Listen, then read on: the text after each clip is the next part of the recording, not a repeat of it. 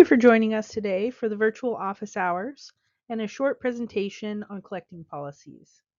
This monthly series is from the Vermont Historical Records Program, part of the Vermont State Archives and Records Administration. VHRP is generously funded by the National Historical Publications and Records Commission and the Vermont Secretary of State's office.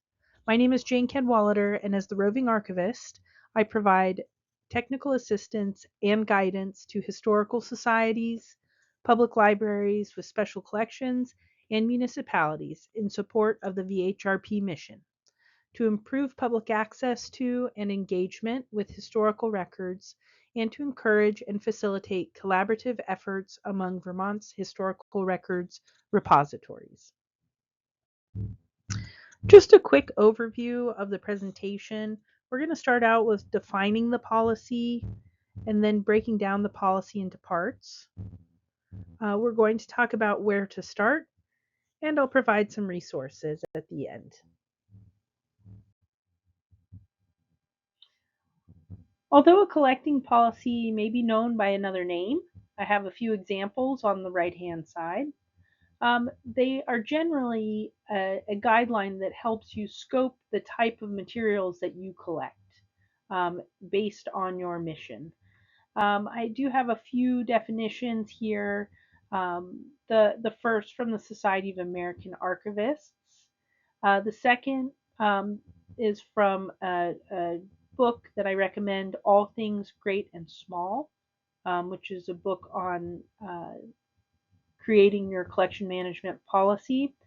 And it describes the collecting policy as one that helps manage the collection and guide its future growth by describing the objects that are in the collection and providing guidelines for new acquisitions.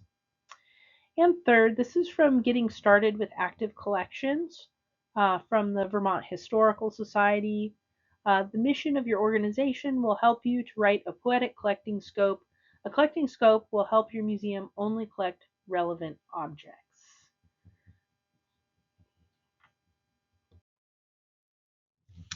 All right, now that we have a better idea of what a collecting policy is and how it supports our mission and vision statements, let's talk about some suggested components for the collecting policy.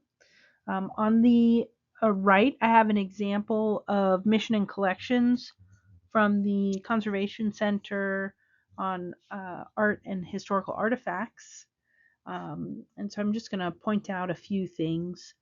First is a short summary of the history of the collection, including past collecting practices and description of the collection's growth. This can help adding this legacy information to understand past decisions that your organization made. Secondly, a succinct statement of your organization's philosophy of collecting and direction for the collection's growth and development. Because a collecting policy is not a static document. They do not change often, but there may be some difference in the direction of the collection compared to the previous collection's growth. Another is the review of collecting strengths and weaknesses. It's always important to have a knowledge of your existing collection and understand if there are gaps. For instance, if you are a historical society and you collect records and artifacts related to your town history, but you may have a gap in religious records or educational records. So that would be important to identify so people would understand where you may need to collect more. Another area is the current uses of your collection to fulfill your organization's mission. For example, if you are a research organization, You would have information about how your collecting helps to facilitate that research. If you collect on a certain industry in your town, this is where you would identify that. It's also great to put the types of formats and clarification on digital and analog archival materials. I'm using formats broadly, but this could be that you collect photographs, documents, um, and artifacts, um, but you don't collect audio-visual material. You could put limits on large or oversized materials. um, you could also clarify that you are actively seeking oral history interviews. And then also the collecting categories. So the categories would be dividing your collection into different parts based on their function, including a permanent collection, um, an education collection, or a research collection. All right. Now, when you're developing a collecting scope, you really want to identify the criteria for your collecting area. Um, First off, on the right-hand side, we have an example of a collecting scope or scope of collections from Framingham History Center. This is a sample I got off of the Vermont Historical Society Active Collections um, website. And this is an example of a poetic collecting scope. So make sure you take a look at it and compare it to the previous collecting scope on the last slide. Now, these criteria are things to consider when you're writing it. Um, you know, Oftentimes we think about, well, we're in this location or we collect this, so that's what we collect. But you can get more detailed about it to help kind of um, identify your collection. For example, the geographic area. Are you collecting nationally, regionally, or locally? Oftentimes, for a historical society, you're collecting within the town limits. What if you have a significant person from your town who may have had a national career? Will you be collecting items that they may have created when they were living in another state, or would you just focus solely on their time in your town? Another is subject and thematic areas of interest. Oftentimes, a very general area of collecting is people, places, um, and events. Another might be an important industry to your area. For example, uh, a granite quarry, uh, a factory, some type of uh, product that was created in your area that played a very significant part of your town's history. So those are things to consider. But also, was there a large ecology movement in your area? Was there a matter of civil rights that was important to your town? These are other things to consider. The time period. Are you collecting from the founding of your town or when a business began?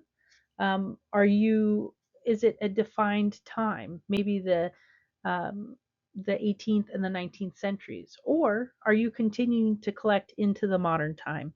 Um, I think it's important to delineate that and make sure people know that you continue to collect on the history of your location.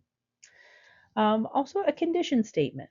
A condition statement can identify when you would not take things in based on on their condition. So if things are in very poor shape, they're in need of conservation treatment.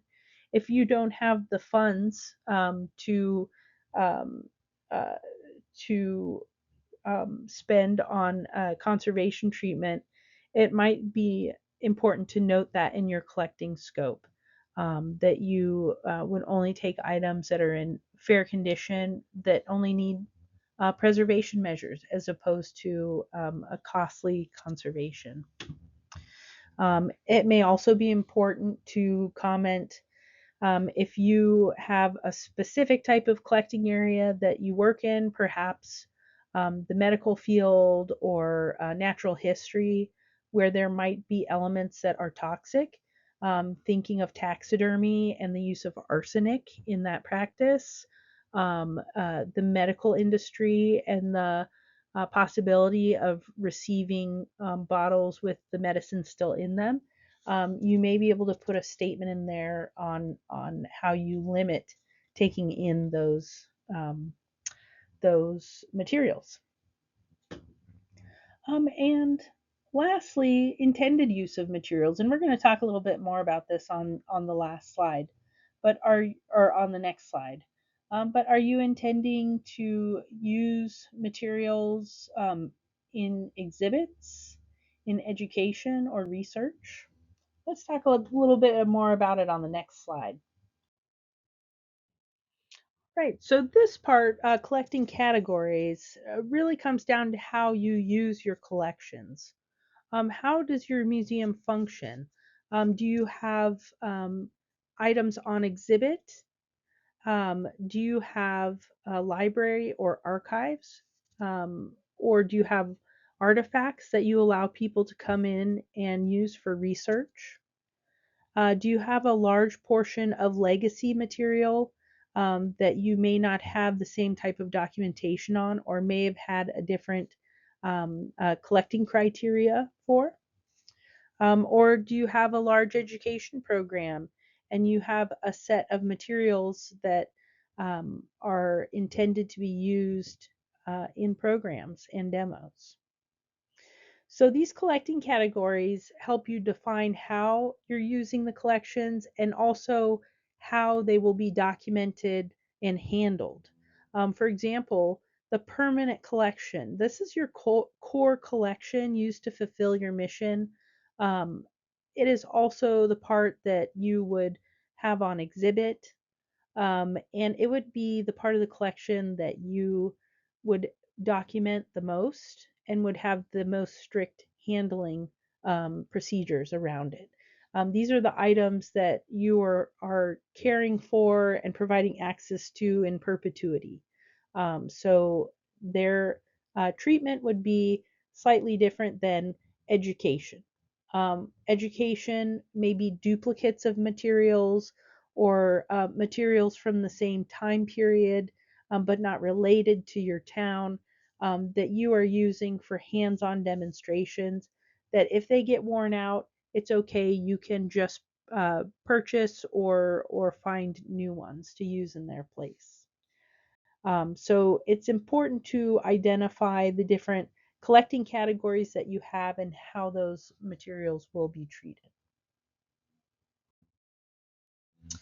All right, so we went over some of the criteria, the different collecting categories, use of your mission and vision statement in your collecting scope. But, that's a lot of information. Where do we start? The first thing to do is to create a team that reflects your stakeholders. So this would be members of your board.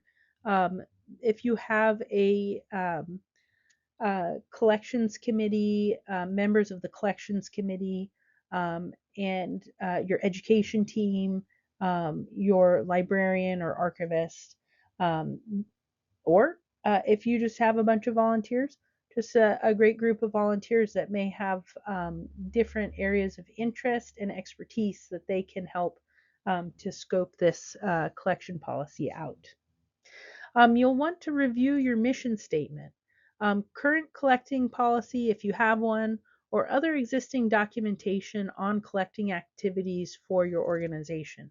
Um, Most of us are not forming a new organization, we're applying this to an existing organization that has could have a very long history of collecting. Um, and so it's important to do that investigation first, to see what exists, what you can work from, or add to, which is a good place to start.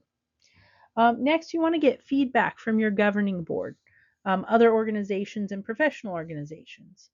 So once you've written a collecting policy, um, you want to ask for review by perhaps a neighboring museum, or a friend that you know that works at a historical society, even in a different state. Basically, the purpose is to get a different set of eyes on it, to add advice, make comments, and feedback. Then once you have the draft ready, you want to share it with the governing board. Make sure that they have read it, reviewed it, provided any feedback or comments, and then from there it can be signed off on. Also, consider your available resources when selecting criteria. Um, we all wish that we had a giant repository with all the space that we could ever want, and all the high tech gadgets, but we don't all have that. And so we really need to be aware of the resources that we have right now. And that is funding, people, and time. Those are the most important. So, really use that when you're creating this collecting policy, so that you stay within the resources that you have. Um, Sending the draft policy to stakeholders for review and editing, that is important. So I said it twice. And then lastly, implement. Once you have this all decided and signed on to, you want to make sure that you have shared copies with all of the board, with all of the volunteers or staff that work with collections. Um, the collecting policy can be added to your website or shared with the public. And also, if somebody is donating something, it's important that they are available to see this. Having this document is important, but also um, reviewing it on a regular basis, making sure that new volunteers, new staff, new board members are aware of it, and knowledgeable of it, is important, and will help your organization now and in the future. Well, that is the end of my presentation. I want to thank you very much for listening. I do have a few resources that I thought would be helpful.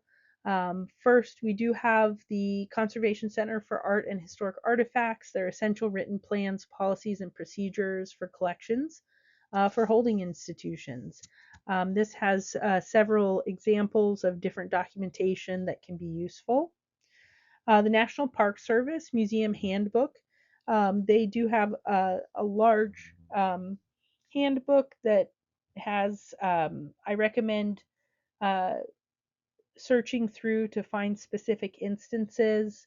Um, for example, I was working on something with a natural history collection, so I found this very helpful. Johnny Simmons' book, Things Great and Small Collection Management Policies. Again, it's for the larger collection management policy, but it's got a great section on the collecting scope. The Vermont Historical Society, Getting Started with Active Collections, can be very helpful. You can also contact them. And Active Collections Brainstorming Exercise for Poetic Collection Scope from Rainey Tisdale.